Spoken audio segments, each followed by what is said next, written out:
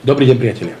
Veľa z vás nám píše, či naozaj toto sklo je vhodné do exteriéru a či je odolné voči poveternostným podmienkam a vandalizmu. Moja odpoveď je jednoznačná, určite áno, nakoľko s týmto sklom pracujeme už dlhé roky. Ale viete, hovorové slovo znesie veľa, to znamená, pripravili sme si pre vás dva testy, ktoré si teraz ukážeme a urobte si názor sami. Tak poďme na náš spomínaný test.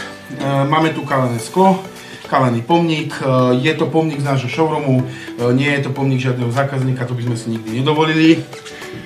To znamená, že sklo si položíme na hranoly, vidíte, ako sú ďaleko od seba, úplne pri krajoch, položíme si ho na túto hranoly, to znamená, v strede je vzduchoprázdno, normálne prídem, postavím sa na toto sklo, môžem tu tancovať, môžem sa tu prechádzať, hej, hore, dole, nič sa mu nestane, takže vidíte, aké je odolné. Zoberieme si drevenú tyč a môžeme po tomto skle búchať sklom, ako chceme. A nič sa mu nestane. Zase sa napríklad prídem, postavím sa na neho, môžem sa tu poprechádzať po ňom.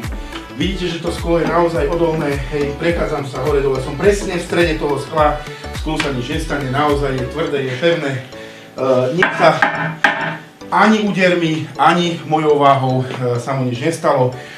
Sklo je kalené, sklo je bezpečnostné, to znamená, že odoláva voči vandalizmu. Čo sa týka grafiky, grafika je keramická potlač digitálna, ktorá je vlastne zakalená v tomto skle, takže na túto grafiku dávame záruku 100 rokov, nevybledne, neošúcha sa, neolúpi sa, keďže je súčasť tohto skla. Takže toto boli naše testy, aby ste nám verili, že naozaj tieto sklá vyrábame v tej najväčšej kvalite, ako sa len dá.